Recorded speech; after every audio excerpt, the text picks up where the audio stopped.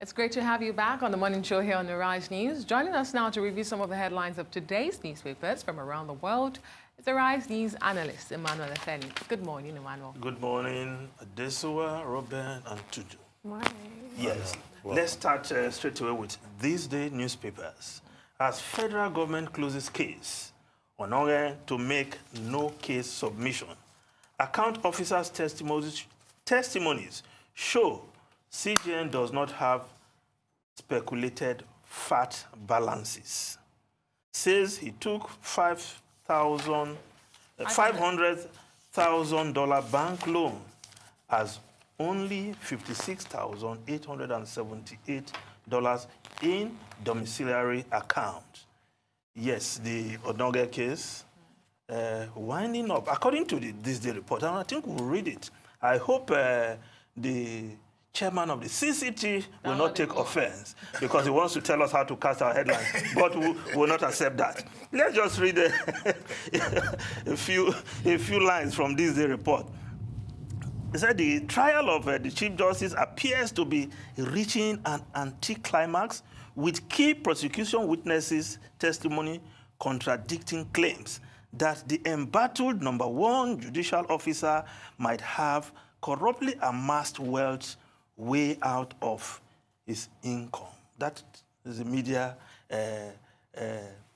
impression we got initially. Then these day sources, according to these day sources, the lawyers defending the suspended CJN are ready to bury the matter with a no-case submission. And it went further to say, that's the source now saying, the prosecution's case has crumbled and we have nothing to defend. A senior SILK in Onogen's legal team told this day last night. I hope the CCT chairman will not take an offense over this. But I don't see what is contemptuous in this. Because he may be offended by every report. So where on earth did all those claims come from? Was it 30 houses, 50 houses, 55 houses? I'm sorry, I don't commit wild claims to memory, slander to memory. Where did all of that come from? I detest it. I detest it. Where did all that come from? So it's a rhetorical question because really. Well, we established earlier that it was premature to celebrate or say that this was concluded because of what we saw on social media outlets yesterday. I think this aspect of the hearing yesterday was what threw everyone, up in the air to say these were wild claims, and those who initially said the suspended CJN was innocent were actually correct to say, this might just be a media trial. 55 houses not turning to 5 houses, the monies not being the monies in the account. I think this is what people held on to yesterday when they heard the news. Well, the CCT chairman may have to deal with more than journalists in this issue. Well, we just hope that at the end of the day, if the lawyers for the CJN succeed with their no-case submission, and the point is well established that indeed the CJN has no case to answer, we're hoping that the federal government, the president particularly, will take a cue from that and do what must be done to make sure that the CJN goes back to his seat as the Chief Justice of Nigeria. Otherwise, it will look like a case of witch hunting. It will be a case of undue harassment, and it will send wrong signals, about the relationship between the executive and the judiciary. But don't let us preempt the final outcome of the process. No, but it is in order to discuss the prosecution's case now that it's been closed.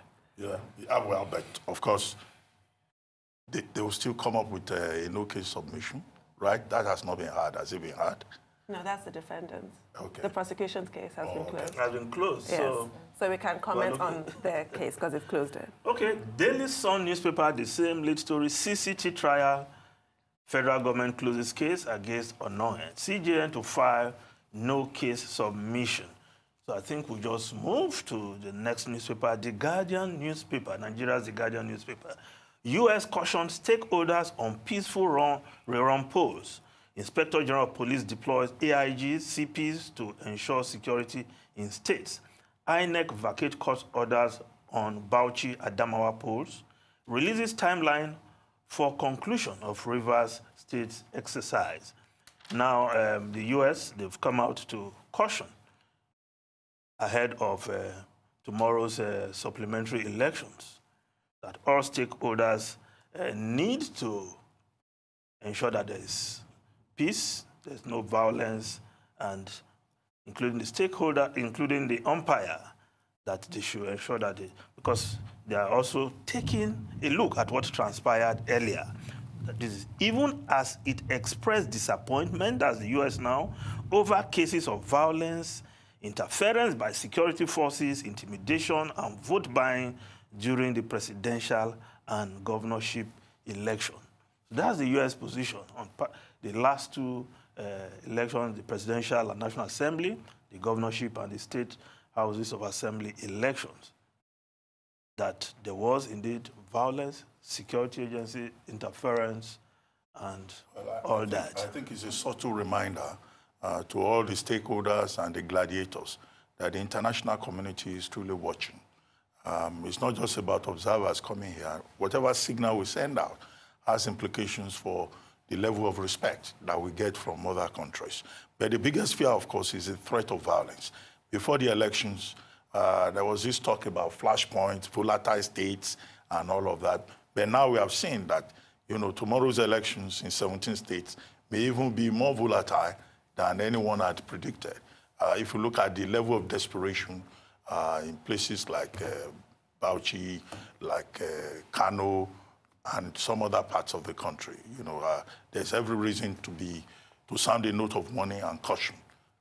But it would be a shame if the police cannot effectively take care of this few limited space for election. Because we don't need to talk about the soldiers now. It's not a nationwide exercise anymore. It's not a nationwide exercise if the police cannot take care of the security and ensure that people can go out and cast their vote without any fear, without any intimidation. Then we really have a problem in our hands. There was a joint meeting of the spokespersons of the various security agencies, including the military and the police yesterday. And they issued a statement assuring Nigerians that tomorrow will be peaceful, that they worked out their strategies, and we can only just continue to insist that they must do their job. Professionally, those three concentric circles that one of our guests talked about in this on this program. Yes, Mr. Dennis Amaka. Yes, because this is a retrial for the police, because we've been hearing of the overbearing influence of the army in recent times. So if the police does not show that they can, as a group, take care of elections in limited space, as we are going to have tomorrow, then what are we talking about? Whether to bring soldiers in to assist them or not. Because we should be working towards a situation where we don't see soldiers on election day. And the police need to show capacity, starting with tomorrow's supplementary election. Now, let's look at the Punch newspaper. INEC react as USA voter intimidation in Nigeria's 2019 polls disappointing. Well, INEC is responding to the U.S. We just take the two quotes, one from the U.S. and one from INEC. The U.S. says, we too were disappointed by the low voter turnout as well as credible reports of voter intimidation, vote buying, interference by security forces, and violence in some locations. Then INEC is responding. In our reckoning, coupled with various reports released by local and international observers so far, the 2019 general elections were a success, but by no means perfect. Success? That's INEC, quoting INEC. Yes, the spokesperson of INEC. He's speaking for INEC. He made that statement, yes. And the spokesperson of INEC was also, he made a veiled dig at the U.S. and their electoral process. Yes. It's a bit rich coming from you, criticizing us with your problems. Well, we've noticed a lot of infractions in the last two rounds of elections, and it's taking us way back, and that is very clear. There's nothing to defend there. We need to really pull our acts together. Yes, INEC is defending their the polls they conducted? Some will argue and take sides with this to say that elections were in 29 states for the governorship elections, and we saw infractions in less than 1/3 of those states. And so you cannot generalize to say that the elections were, you know, nothing to write home about generally. I mean, they would say these are just pockets of states where this happened. For some, the glass is half full. For some, it's half empty. Indeed. Okay, let's just move on to the foreign newspapers. The Guardian, UK, Brexit, and the crisis of Brexit. Still a cloudy situation in the UK, whether they will get the extension May has requested, and of course the EU is giving conditionalities for that extension. Let's look at how the papers are reporting it in the UK. The Guardian, UK, May's appeal falls flat as EU seizes control of Brexit date. EU leaders last night moved to seize the control of Britain's Brexit date after an unconvincing appeal by the Prime Minister for a 3-month delay in an address described as a 90 minutes of nothing. That's according to the Guardian UK. May failed to persuade them that she had a plan to avoid a no-deal Brexit.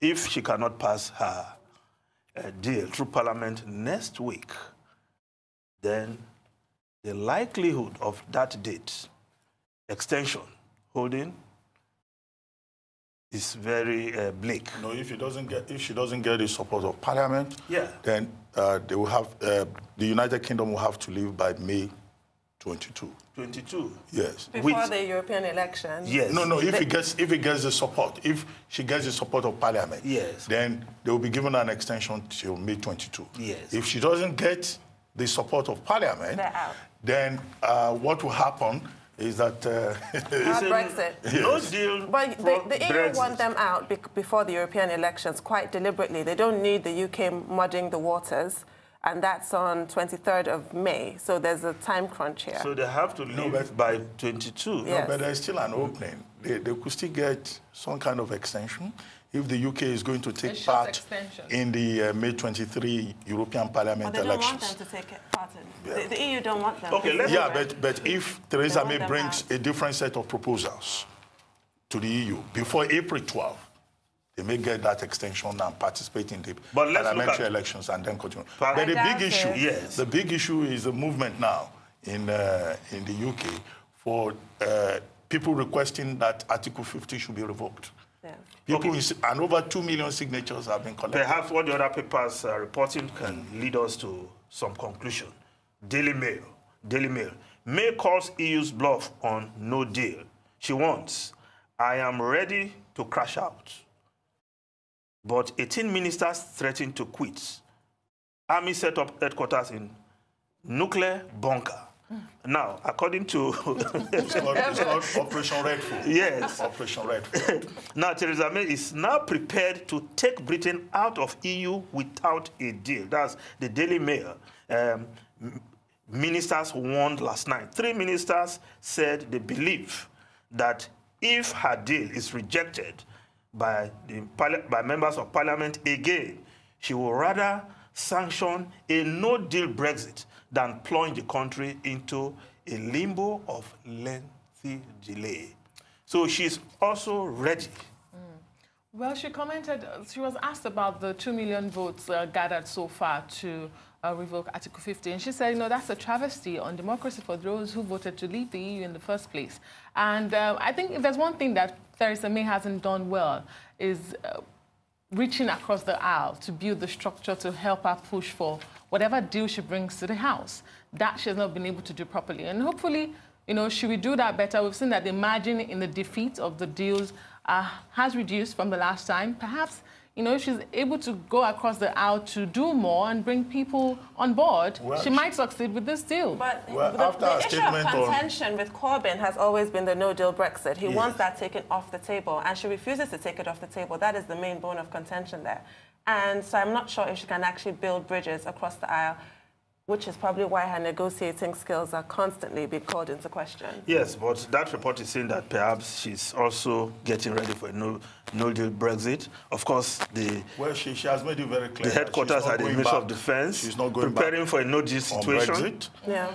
She has made that very clear, but at the same time, she's hoping that next week, if Parliament sits again to take a look at her proposal, that they will vote in her favor.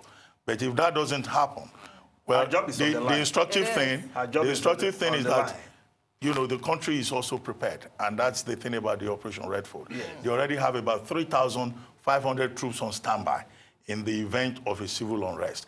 But the sentiment at the moment, which is the implication of that... Not only unrest, to also move materials, food, and all that. That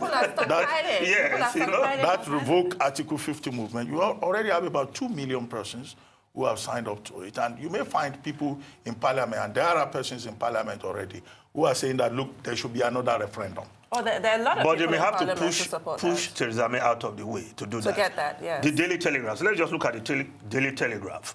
Clock runs down on May as stories tell her time is up. The 1922 committee chairman, that's Sir Graham Bradley, visited Theresa May on Monday night, and he calmly passed the message from the backbenchers, the 1922 committee of backbenchers, Tory backbenchers, that they are ready to move for her to step aside if her deal is not passed through Parliament. So they may have to push her out of the way to get, perhaps, try another referendum to see whether the British people have changed their mind after over 1,000 days. It remains to be seen. Yes. But if we just still have some time, we just look at the Wall Street Journal. Let's go out to the U.S. The Wall Street Journal. Trump endorses Israeli control of the Golan. Netanyahu hail move as he seeks re-election. Critics worry the shift risk the peace process. Well, that would be a violation. What President Trump is proposing would be a violation of international law. Absolutely. Because it's a violation of the UN Security Council Resolution 497, which says that you cannot acquire territories by war. And that's precisely what Israel did in 1967, you know, when it took the Golan Heights, and when it annexed the Golan Heights in 1981. Netanyahu is celebrating, is jubilating. He's happy, of course, but Syria has not yet said anything. And I think that what President Trump has said will further, you know, threaten peace in the Middle East, because here you find President Trump taking various steps, either aggression against the Palestinians, diplomatic aggression against the Palestinians, or supporting Israel in such a manner that, you know, heightens tension, or moving embassy from Tel Aviv to Jerusalem. These are, in a sense, acts of provocation. They are. Which does not, you know, speak to a good leadership quality. And the U.S. cannot be an arbiter in the Israeli-Palestinian peace process anymore, with the kind of actions President Trump has been embarking on for some time now. Well, this comes 2 weeks before a re-election bid for Benjamin Netanyahu, who has been immersed in all sorts of allegations and controversies, corruption. Yet again. Exactly. So he would celebrate this as a gift to his election bid. Which Trump claims he has no idea of, by the way, which is clearly a lie. Well, many thanks, Emmanuel Efeni, for the review of the newspapers this morning. Have a wonderful weekend. Yeah. This weekend. See you next week. Well, it's now time for a short break. When we return, OG Akwe will be here with details on what's trending. Please stay with us.